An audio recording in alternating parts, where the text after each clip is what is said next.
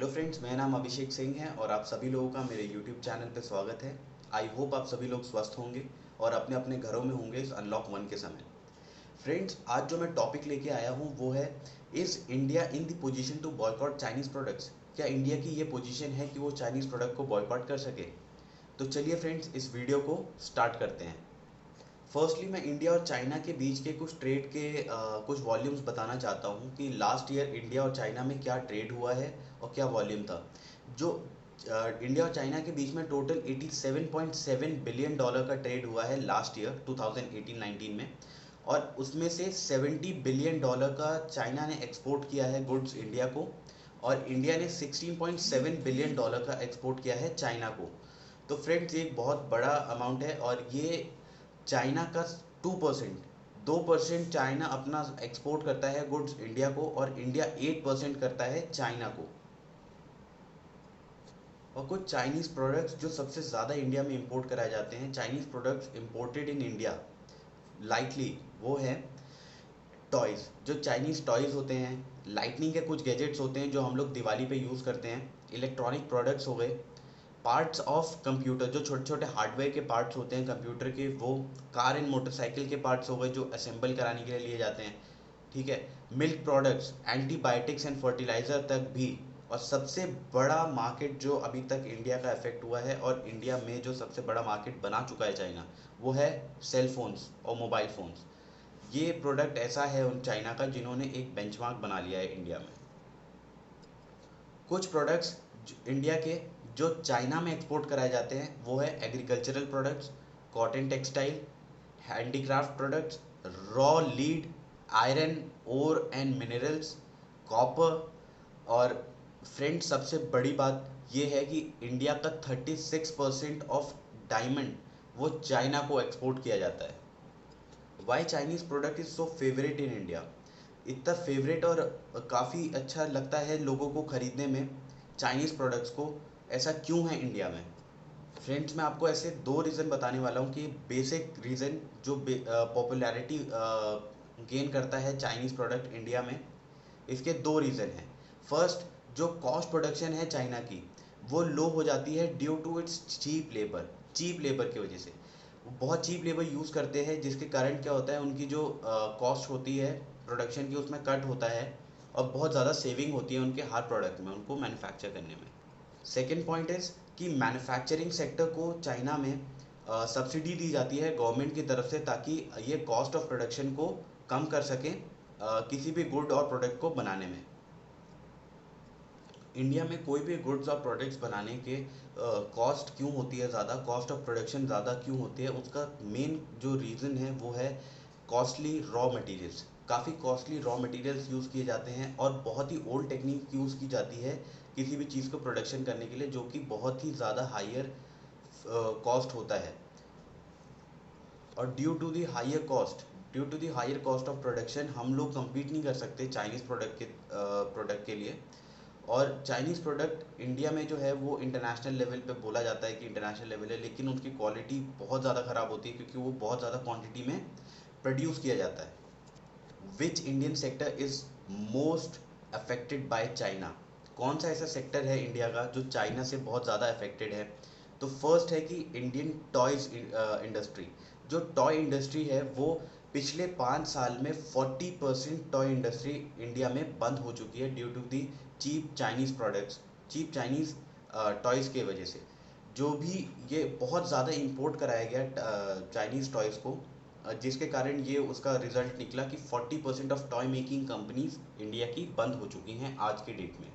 Indian electronic industry गिरने का एक और सबसे बड़ा एग्जांपल मैं आपको बता सकता हूँ कि जो एलईडी लाइट्स इंपोर्ट कराई जाती हैं चाइना में, चाइना से, जो हम लोग दिवाली में यूज़ करते हैं, वो उसके कारण हमारी इंडियन इलेक्ट्रॉनिक जो इंडस्ट्री है उस पर बहुत इफेक्ट पड़ा है। और जो चाइनीज़ बेस्ड वेंडर हैं, जिन लोगों ने अपने स्मार्टफोन्स की मार्केट को बहुत ज़्यादा ग्रिप करके स्ट्रॉन्ग कर लिया है, मैं आपको एक फिगर बताना चाहता हूँ कि 51.4% चाइनीज़ स्मार्टफोन यूज़ किए जाते हैं इंडिया में। और इन्होंने एक बेंचमार्क सेट कर लिया है स्मार्टफोन्स के लिए इंडिया में। ये क्वेश्चन बहुत लोगों ने पूछा था और इस क्वेश्चन का मैं अभी आंसर दूंगा कि can India prevent the supply of Chinese product in Indian market. क्या इंडियन मार्केट में सप्लाई होने को हम प्रिवेंट कर सकते हैं चाइनीज प्रोडक्ट का? तो फ्रेंड्स इसका आंसर है no, because of the rules made by the WTO, world trade organisation. World trade organisation में कुछ ट्रेड के लॉ बने हुए हैं, कुछ रूल बने हुए हैं, जिसके कारण हम फुल्ली इंपोर्ट में बैन नहीं कर सकते, उसको रिप्लेस भी नहीं कर सकते अनटिल और अनलेस कोई डिप्लोमेटिक, रीजनल या ट्रेड रिलेशन उस कंट्री के साथ बने हुए हैं, तब तक हम लोग उस रिलेशन को नहीं खराब कर सकते। But India can ban Chinese product. India Chinese product को बैन कर सकती है on the basis of health and security issue. Health and security के इशू पे बैन कर सकते हैं कुछ प्रोडक्ट्स, जिसका मैं आपको एक छोटा सा एग्जांपल बता देता हूँ। कॉमर्स एंड इंडस्ट्री मिनिस्टर ने लोकसभा में चाइनीज फ़ोन्स को बैन कर दिया था जिसमें IMEI नंबर नहीं है। जो भी फ़ोन IMEI नंबर के बिना इंपोर्ट कराए गए हैं इंडिया में, उन सारे फ़ोन्स पे बैन लगा दिया गया है इंडियन गवर्नमेंट के थ्रू। और China has also ban Indian milk. China ने भी इंडियन मिल्क को बैन किया हुआ है अपनी कंट्री में, because on the basis of serious health issues. Serious health issue के कारण उसको बैन किया गया है चाइना में। इसमें एक क्वेश्चन ये भी उठ के आता है कि what India can do to restrict the entry of Chinese products in Indian market. India ऐसा क्या कर सकती है कि रेस्ट्रिक्ट कर सके चाइनीज़ प्रोडक्ट को इंडियन मार्केट में आने से? India can impose anti-dumping and countervailing duty on cheap Chinese products. कुछ चाइनीज़ प्रोडक्ट्स पे जो काफ़ी चीप हैं, जैसे कि फॉर एन एग्जांपल जो टॉयज़ होते हैं या इलेक्ट्रॉनिक आइटम्स हो गए, उन पे एंटी डंपिंग ड्यूटी या तो काउंटरवेलिंग ड्यूटी लगा के उनके प्राइस को हाई किया जा सकता है, उनको ड्यूटीज लगा के उनके टैक्स को हाई किया जा सकता है। After imposing that two duties, उन दोनों ड्यूटीज़ को इम्पोज करने के बाद प्राइस जो होगा इंडियन मार्केट में चाइनीज़ प्रोडक्ट का हाई हो जाएगा। उसका रिजल्ट ये निकल के आएगा कि जो इंडियन मैन्युफैक्चरर्स हैं उनको एक चांस मिलेगा कि वो प्रोड्यूस कर सकें गुड्स को अपने ही इंडियन कंट्री में, अपने ही कंट्री में कर सकें, और ताकि वो एम्प्लॉयमेंट जनरेट कर सकें। यहाँ पे अगर कुछ प्रोडक्ट्स, कुछ इंडस्ट्रीज़ अगर सेटअप हो जाए, जो टॉय मेकिंग इंडस्ट्री जो 40% बंद हो चुकी हैं, वो अगर वापस से सेटअप की जाए तो काफ़ी एम्प्लॉयमेंट हो सकती हैं, जनरेट हो सकती हैं इंडिया में। और इससे ये भी फ़ायदा मिलेगा कि स्मॉल बिजनेसमैन्स जो हो गए, जो काफ़ी छोटी छोटी MSMEs में और काफ़ी स्मॉल एंटरप्रेन्योर्स हो गए, उनको एक प्लेटफॉर्म मिलेगा अपने आप को एक्सप्लोर करने का, अपने बिजनेस को एक्सप्लोर करने का।